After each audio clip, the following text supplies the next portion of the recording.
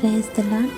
2025 సంవత్సరంలో జనవరి, ఫిబ్రవరి, మార్చి, ఏప్రిల్ ఈ 4 నెలలు తన రెక్కల చాటును మరుగుపరిచి 5వ నెల మే నెలలోకి సజీవులుగా అడుగు పెట్టించినందుకు యేసుక్రీస్తు ప్రభువునకు కోట్లాది కోట్ల స్తోత్రములు చెల్లించుచున్నాము. మే 1వ తేదీ 2025 గురువారం కొరకు ఏర్పాటు చేయబడిన ఈ రోజు దేవుని వాక్య వాగ్దానం.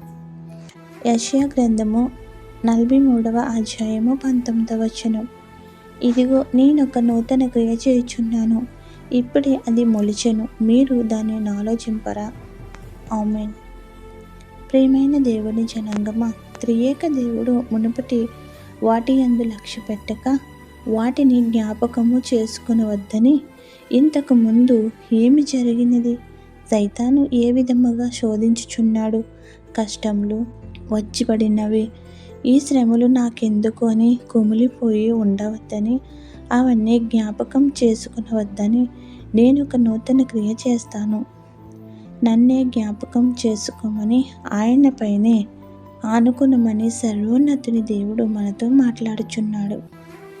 సృష్టికర్త అయిన యెహోవా దేవుడు తండ్రిగా, యేసుక్రీస్తు కుమారుడిగా, ఆదరణకర్త, పరిశుద్ధాత్మ శక్తిగా మన వెంటే త్రియేక దేవుడుగా ఉంటూ సృజించినవాడు, నిర్మించినవాడు, విమోచింపబడినవాడుగా ఆయన మనల్ని పేరు పెట్టి పిలిచి ఉన్నాడు.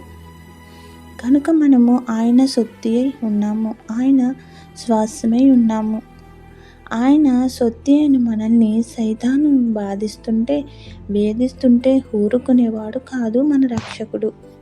వాడి చెరలో ఉండనిచ్చేవాడు కాదు. అయితే మనము దేవుని పరీక్షలను ఎదుర్కొని దాని యందు దైవస్థితిలో నిలబడి జయించాలి. అప్పుడు వాటి యందు జయమిచ్చి లేవనెత్తువాడు జయశీలుడైన యేసయ్య. కావున నూతన క్రియలు చేస్తాను అని వాక్య వాగ్దానంను గట్టిగా పట్టుకుని ఎండిన ఎడారి భూమి వంటి జీవితాలలో తన ఆశీర్వాదాలతో లేత మొక్క వలె మొలిపింపచేస్తానన్న ఆయన వాక్యం నందు లక్ష్యపెట్టి జీవితాలలో ఆశలు సిగురింప చేసుకునే విశ్వాసములో కొనసాగుదాము. గతంలో కంటే మేలైంది నూరంతలుగా యేసు నామమున అందుకుందాము. అట్టి నూతనత్వంలో నింపుకొని నిరంతరము దేవుని పరిశుద్ధాలయంలో ఆరాధించి కీర్తించి గొప్ప వరములను పొందగల శక్తిని పునరుద్ధానుడైన యేసుక్రీస్తు మన ఎల్లరికూ దయచేయునుగాక. ఆమేన్. ప్రార్థన. ఆకాశంను భూమిని సృష్టించిన సృష్టికర్తవైన తండ్రి, నీ కుమారుడిని బలియాగం ద్వారా మాకు పాప విమోచన చేసినందుకు మీకు ఏమిచ్చి మీ రుణం తీర్చగలము?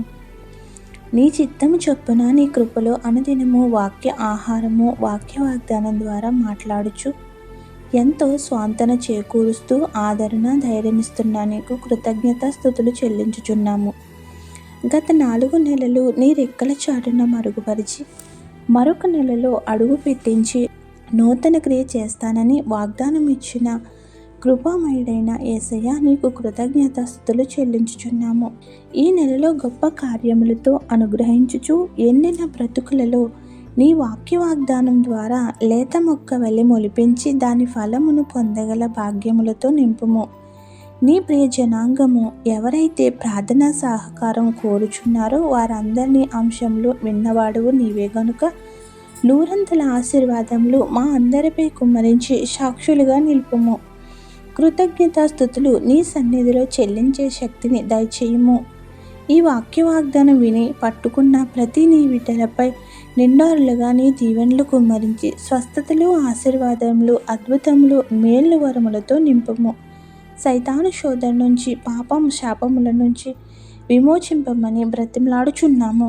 మాకై సిలువలో బలియాగముతో తన రక్తము చిందించి విమోచించి 3వ నాడు పునరుద్ధానుడిగా లేచిన యేసుక్రీస్తు నామమున అడిగి వేడి కోరి ప్రార్థిస్తున్నాము తండ్రి.